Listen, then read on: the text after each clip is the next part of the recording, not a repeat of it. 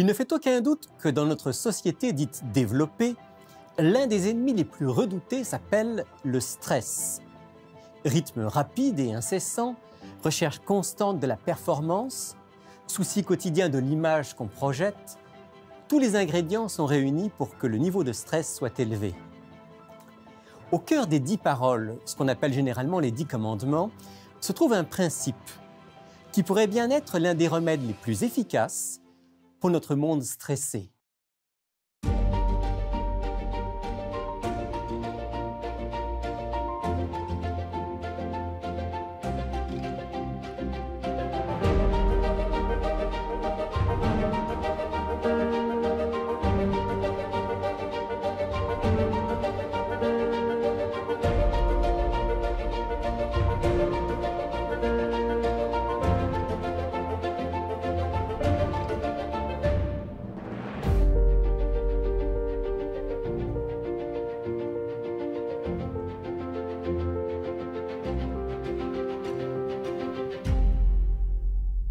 Bonjour à tous et bienvenue dans Il est écrit. C'est avec beaucoup de plaisir que je vous retrouve dans le cadre de nos tournages d'émissions immédiatement post-Covid-19. Aujourd'hui, pour reprendre notre série sur les 10 paroles. Je n'aurai malheureusement pas avec moi aujourd'hui France Béchard, mais j'ai le plaisir de recevoir Patrick Dupuis. Bonjour Patrick. Bonjour Rémi. Et Ngoy Kiala qui nous vient de Québec. Bonjour Ngoy. Bonjour Rémi. Aujourd'hui, donc, on va parler de la 4e parole. Et avant toute chose, si vous êtes d'accord, on va commencer par lire cette 4e parole qui se trouve donc dans Exode chapitre 20 à partir du verset 8. « Souviens-toi du jour du repos pour le sanctifier. Tu travailleras 6 jours et tu feras tout ton ouvrage, mais le 7e jour est le jour du repos de l'Éternel ton Dieu. Tu ne feras aucun ouvrage, ni toi, ni ton fils, ni ta fille, ni ton serviteur, ni ta servante, ni ton bétail, ni l'étranger qui est dans tes portes. Car en 6 jours, l'Éternel a fait les cieux, la terre et la mer, tout ce qui est contenu, et il s'est reposé le 7e jour. C'est pourquoi l'Éternel a béni le jour du repos et l'a sanctifié. » Cette 4e parole, c'est donc la parole sur le jour du repos. On dit aussi le jour du sabbat. On va expliquer tout à l'heure ce que signifie le mot sabbat. Mais peut-être d'abord, Ngoy, pour replacer le contexte, Dieu donne cette parole sur le jour du repos, à un peuple qui sort d'esclavage en Égypte. Oui, comme les 3 autres paroles que nous avons déjà vues, ce peuple sort de l'esclavage, de l'Égypte. Et dans cette vie qu'ils avaient précédemment, ils travaillaient 7 jours sur 7. Ils n'avaient pas l'idée d'un repos. Ce n'était pas possible pour eux d'imaginer qu'ils peuvent s'asseoir, qu'ils peuvent se faire du bien. Et là, Dieu, qui d'abord les met dans une relation personnelle avec lui.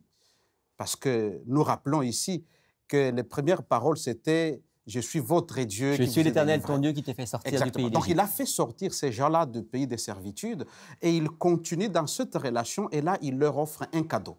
Et ce cadeau, ce n'est pas matériel, ce n'est pas un chèque. C'est du temps. C'est du temps.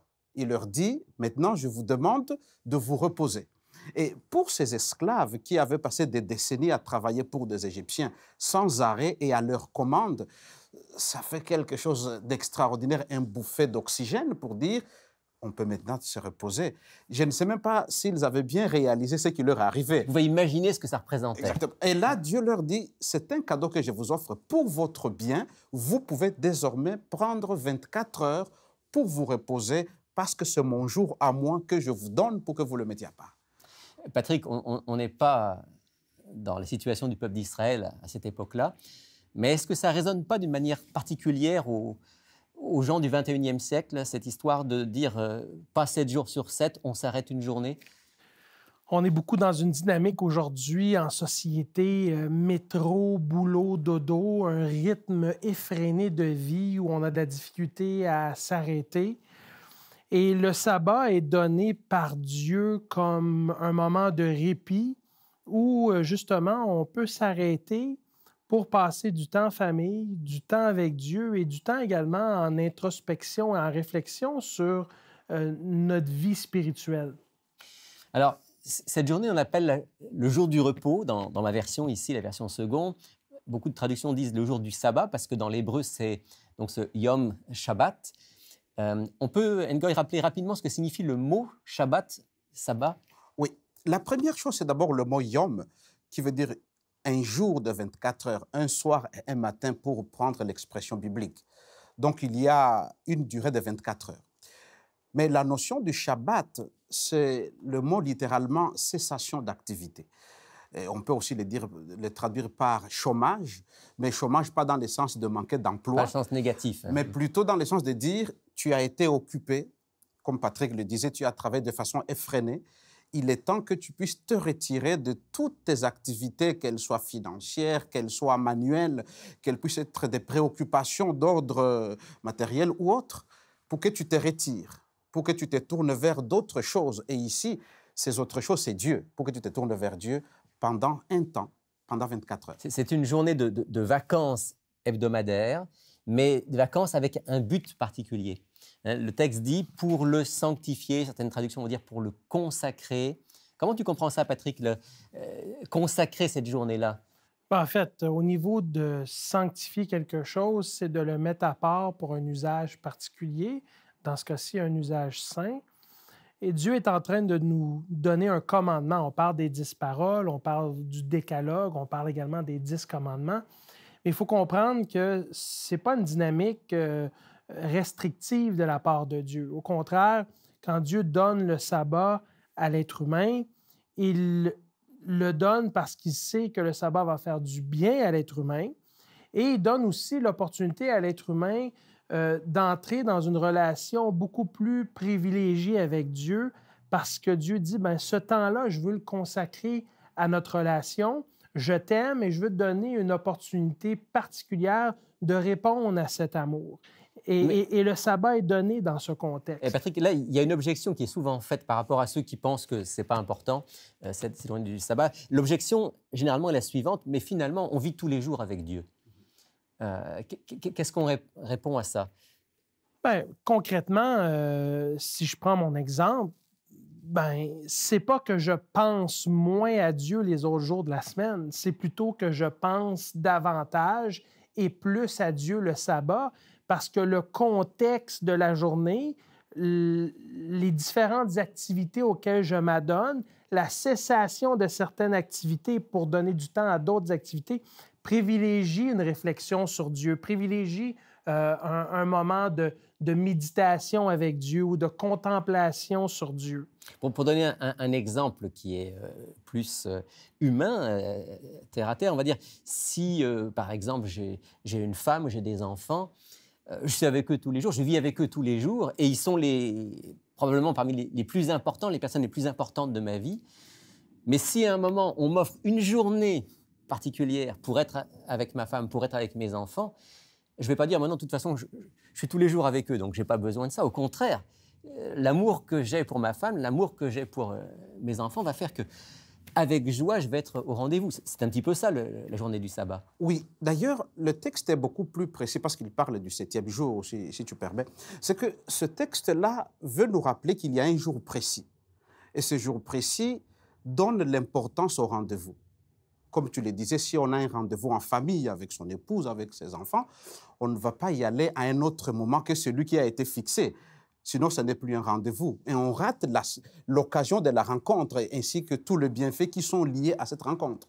D'où la nécessité de s'attacher au jour. Alors, c'est intéressant, Ngoï, ce que tu dis. Dieu nous dit chaque jour, chaque semaine, pardon, une journée mise à part pour une relation particulière entre vous et moi. Mais ce jour, ce n'est pas n'importe lequel. Hein, on dit que tu travailleras 6 jours, tu feras tout ton ouvrage, mais c'est le 7e jour. Alors, pourquoi le 7e jour et quel est le 7e jour? Je prendrai d'abord la dernière partie de la question. Quel est le 7e jour? Les textes nous indiquent, pour aller déjà dans la tradition biblique, dans Luc, le chapitre 23 et le chapitre 24. Alors, on va le lire ensemble. Oui. Évangile selon Luc, chapitre... Évangile selon Luc, le chapitre 23, et nous prendrons le verset 55 et 56 du chapitre 23. Et ensuite, le premier verset du chapitre 24. Donc, le verset 55 de Luc 23 dit « Les femmes qui étaient venues de la Galilée avec Jésus accompagnèrent Joseph, virent le sépulcre et la manière dont le corps de Jésus y fut déposé. Et s'en étant retournées, elles préparèrent des aromates et des parfums. Puis elles se reposèrent le jour du Shabbat, selon la loi. Le verset 1 du chapitre 24.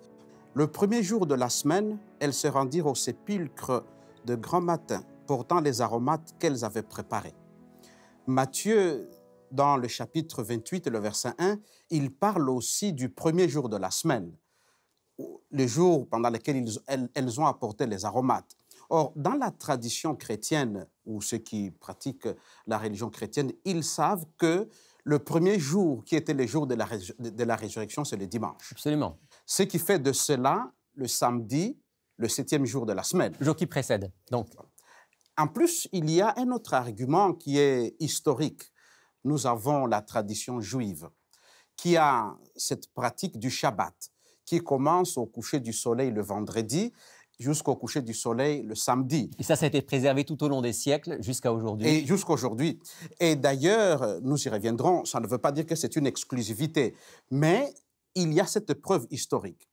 Mais dans le langage, ou dans plusieurs langues aujourd'hui, nous avons comme l'espagnol où on a un sábado qui indique bien le samedi. Nous avons aussi dans la langue allemande, non pas la notion du sabbat, mais plutôt le mercredi qui est le Mittwoch, qui veut dire le milieu de la semaine. Et si nous prenons le mercredi comme étant le milieu de la semaine, automatiquement, le samedi devient le 7e jour de la semaine. Donc, on comprend que ce rendez-vous de Dieu, c'est le jour du repos, c'est le 7e jour. Ça correspond donc, grosso modo, à notre samedi, vendredi soir jusqu'au samedi soir. Maintenant, est-ce qu'il y a une justification à ça, Patrick? Pourquoi ce jour-là plus qu'un autre? Fondamentalement, je pense que la justification vient du fait que Dieu est Dieu. Et Dieu étant Dieu, il a la capacité de choisir, je dirais même le loisir de décider quel jour il veut mettre à part pour avoir un rendez-vous particulier avec nous. Moi, je peux me placer dans un contexte relationnel avec mon épouse où elle me dit « Patrick, j'ai pris congé samedi, j'aimerais qu'on se voit samedi. » Et moi, je peux aussi bien lui répondre « Mais je ne suis pas disponible le samedi, mais je suis disponible le jeudi. » Mais si elle est seulement disponible le samedi et je l'aime et je tiens absolument à la voir, je vais faire des pieds et des mains pour être disponible cette journée-là, pour passer du temps avec elle. Il faut vraiment se mettre dans le contexte où c'est Dieu qui est l'auteur du décalogue. C'est Dieu qui donne les 10 paroles à l'être humain pour leur bien-être, en cadeau pour qu'ils puissent s'épanouir dans leur relation avec Dieu. Donc, moi, en tant que chrétien, si je suis sincère et authentique dans ma relation avec Christ, je vais vouloir faire ce que Christ a fait. Je vais vouloir vivre comme Christ a vécu. Et je pense que le document biblique doit être un document de référence dans notre façon de faire et dans notre façon de vivre. Et on va revenir dans un instant sur ce que Jésus a dit et vécu par rapport au sabbat. Ngoï, par rapport au 7e jour, il y a quand même cette référence dans le texte, « Car en 6 jours, l'Éternel a fait le ciel, la terre. » Donc, le 7e jour, c'est en lien avec la création. Oui. En fait, tout à l'heure, je parlais dans la tradition juive de la pratique du Shabbat.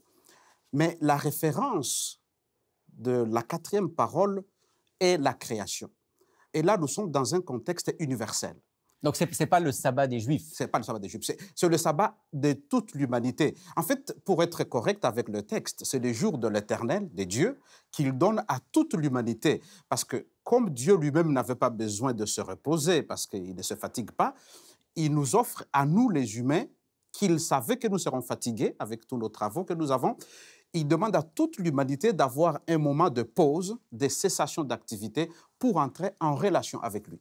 Pour pouvoir, de manière spéciale, communiquer et communier avec lui. Oui. Et c'est ça que Jésus a montré. Jésus nous a montré que le jour du sabbat devait être justement un jour de profonde libération, de profonde communication avec Dieu. Est-ce que, Patrick, tu peux nous citer 1 ou 2 exemples de la manière dont Jésus vivait ou voyait le jour du sabbat, cette journée du repos? Il y a plusieurs passages dans les évangiles, un entre autres qui se trouve dans l'évangile de Luc, le chapitre 4.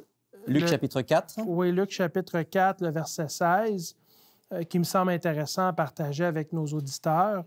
Donc, évangile de Luc chapitre 4, verset 16, où il est écrit « Il, en se référant à Jésus, se rendit à Nazareth, où il avait été élevé, et selon sa coutume, Il entra dans la synagogue le jour du sabbat. Il se leva pour faire la lecture et on lui remit le livre du prophète Ésaïe. Ce qui est intéressant à noter dans ce texte, c'est le fait que selon sa coutume, Jésus allait à la synagogue, donc avait mis à part un temps pour Dieu, pour se réunir avec ceux qui partageaient la même foi que lui, et ça donnait certaines activités qui lui permettaient de se rapprocher de Dieu. Non seulement aller à la synagogue, mais également lire le récit inspiré, dans ce cas-ci le texte du prophète Ésaïe. Alors, il y a cette idée dans le sabbat, le jour du repos, d'un rapprochement avec Dieu.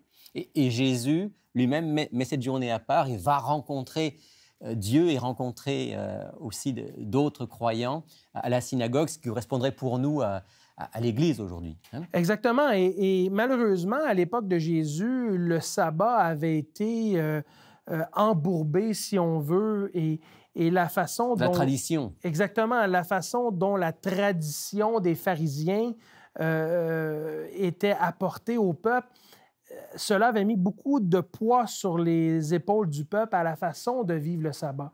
Et à un moment donné, le Christ, dans l'Évangile de Matthieu, au chapitre 12, le verset 8... On va le lire ensemble, oui. Donc, Évangile de Matthieu, chapitre 12, verset 8.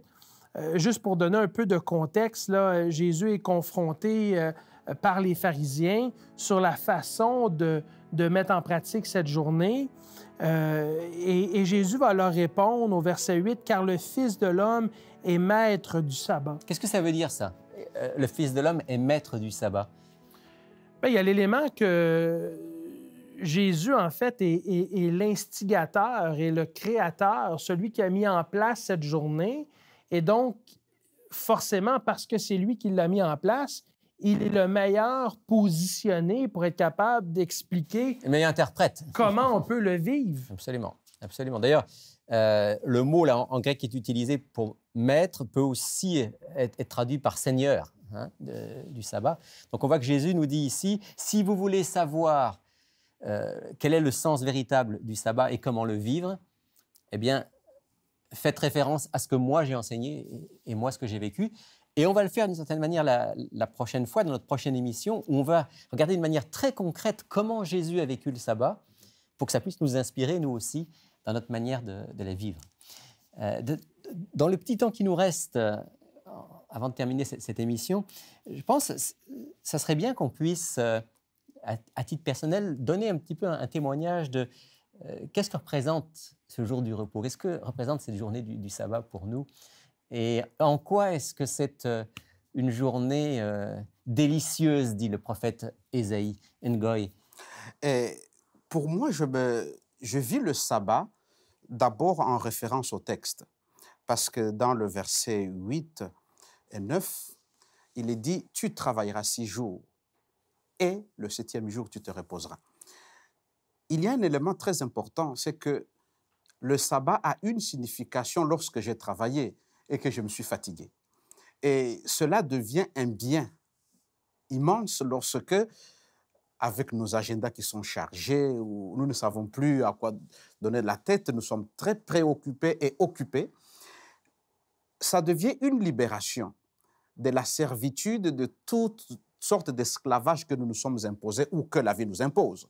Donc, pour moi, c'est m'imaginer que j'entre en vacances, mais pas des vacances qui vont me demander des réservations, des billets d'avion, de la fatigue de préparation de la voiture pour voyager, mais vraiment un repos intérieur où je peux m'asseoir et me dire d'où je viens, parce que j'ai un créateur. Oui, ça c'est le rappel. Hein? Oui, j'ai un créateur et qui me veut du bien. Comment est-ce que je peux faire dans mon environnement immédiat? Comment lui rendre gloire, comment être en contact avec lui pour profiter de la nature. Donc, ça devient un bien. Et je le vis de cette façon-là. Tu travailleras 6 jours, m'est donné comme indication pour dire tu peux t'arrêter. Et le 7e jour, tu entres en contact avec Dieu au maximum.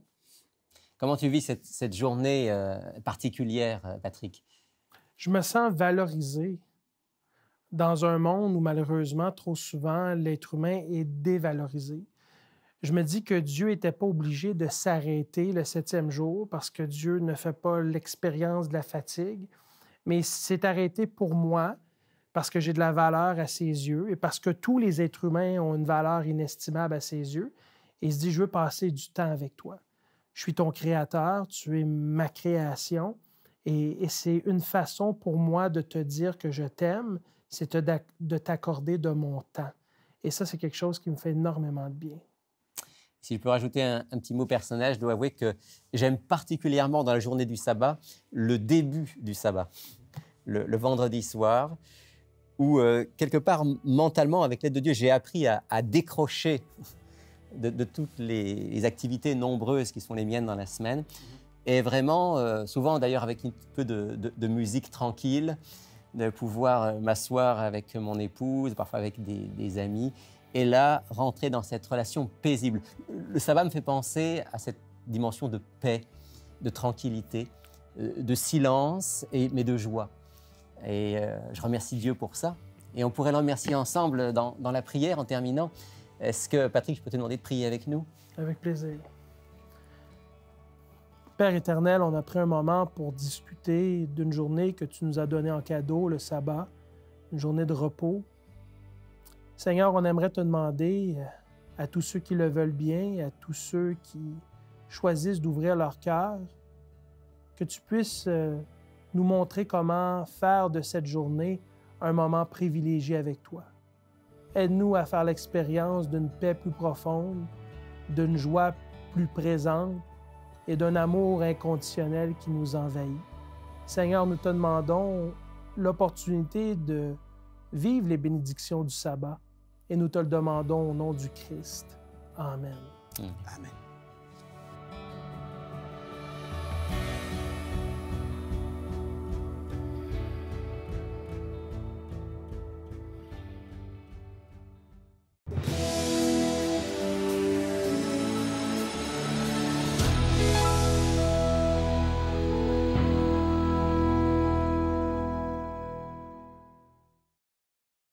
Pour faire suite à notre thème d'aujourd'hui, je vous propose notre offre de la semaine, une offre que je vous recommande vivement. Il s'agit de ce coffret de DVD que j'ai entre les mains, intitulé « Le 7e jour, révélation des pages perdues de l'histoire ». Alors en fait, en 5 émissions qui ont été adaptées en français par Il est écrit, eh bien, on vous présente toute l'histoire du sabbat, depuis l'origine, depuis la Genèse, jusqu'à aujourd'hui, à travers toute l'histoire. Et c'est fascinant de voir qu'à travers toute l'histoire, des hommes, des femmes, des croyants ont mis à part cette journée du sabbat. Et contre vents et marées, parfois en faisant face à la persécution, ils sont restés fidèles à ce jour du repos institué par Dieu. Alors, si vous voulez en savoir davantage, n'hésitez pas à commander ce coffret pour seulement 20 $ plus les frais de port. Ça vaut vraiment, vraiment la peine. Dans quelques instants, à la fin de ce segment, nous allons vous rappeler nos coordonnées pour que vous puissiez faire votre commande. Le 7e jour, un coffret de 5 DVD. Mais avant d'aller plus loin, je veux me tourner vers mon ami Claude Trépanier. Bonjour Claude. Bonjour Aimé. Claude, tu es le pasteur du Centre Il est écrit. Tu as souvent des questions qui te sont posées, comme moi-même. Et là, j'aimerais qu'on réponde ensemble à une question d'un auditeur qui demande « Peut-on se baptiser soi-même dans une baignoire ?» Merci d'avance pour votre réponse. Est-ce qu'on peut se baptiser soi-même? Je comprends l'idée de se baptiser, de s'enfoncer complètement dans une baignoire et d'en sortir, mais il faut qu'on comprenne qu'il y a plus que le geste d'aller dans l'eau et d'en sortir. Il y a le fait que c'est un peu comme un mariage. Un mariage, tu as le conjoint, la conjointe, tu as le célébrant. Donc, ça prend un minimum de 3 personnes. Dans une baignoire, on peut dire Dieu était là, moi je suis là, mais ça en fait juste 2. Il n'y a pas de témoin. Il n'y a pas de témoin. Et dans mon livre à moi, en tout cas, c'est que finalement, parce que c'est comme un mariage, il n'y a pas d'invités, il n'y a pas de gens qui sont là pour se réjouir avec toi, de dire aux autres, on était là aux noces, on a participé, c'était une belle journée, on sait qu'il est marié, puis elle aussi, ils ont été mariés ensemble. Puis, écoute, il était tellement beau. Puis tout le monde a des commentaires. Plutôt que de dire, je reviens de Las Vegas, je dis, moi puis ma conjointe, on est monté là-bas, on s'est mariés. Puis là, il faut que j'essaie de faire le tour pour laisser dire à tout le monde que, dans le fond, j'ai fait le grand saut, je me suis marié. Et finalement, tout le monde, une fois qu'ils ont compris l'histoire, ils se retournent de bord et disent pourquoi il était à Las Vegas? Pourquoi il n'a pas invité ses frères, ses sœurs, ses parents? Pourquoi il n'a pas invité ses amis? Puis tout le monde remet en question un peu son mariage. Fait que je pense que c'est quelque chose, c'est un geste qui doit être fait, pas à la cachette, mais qui doit être fait Ouais, ce que tu es en train publiquement. de nous dire, le baptême est un engagement public, un peu comme le mariage est un engagement public à vivre ensemble, à construire ensemble, et que de ce fait-là, je ne peux pas être tout seul dans ma baignoire ou ailleurs d'ailleurs. Ouais, exactement. Dans la Bible, on n'a pas d'exemple de quelqu'un qui se baptise lui-même. On est toujours baptisé par quelqu'un. Jean le Baptiste Oui. baptisait. Jésus lui-même a été baptisé Exact. par Jean. Hein. Exact. Et puis tous les autres exemples bibliques. Ou l'eunuque et Philippe, il a Ouais. dit ici, il y a de l'eau, qu'est-ce qui m'empêche d'être baptisé? Absolument. Donc. Absolument. Donc la Bible nous parle d'être baptisé par quelqu'un. Exact. Et il y a probablement une autre raison encore pour cela.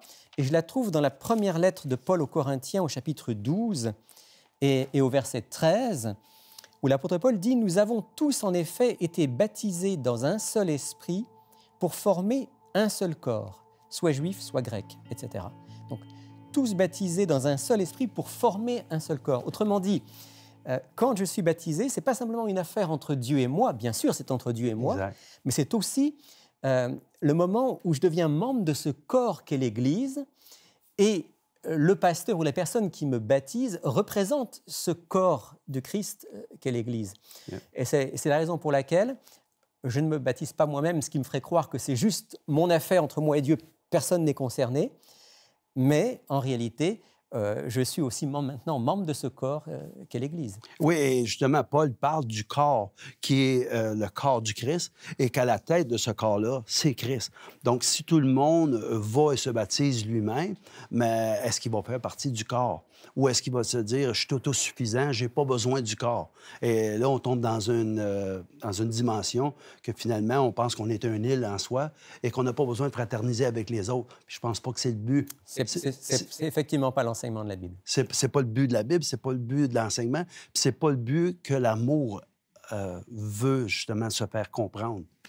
Merci Claude, on pourrait parler encore longtemps, on doit s'arrêter là. Je veux vous rappeler notre offre de la semaine. Le 7e jour, un coffret de DVD.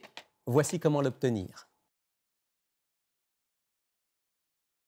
Pour effectuer votre commande, écrivez-nous à Il est écrit, casier postal 99, succursale Rosemont, Montréal, Québec, H1X3B6.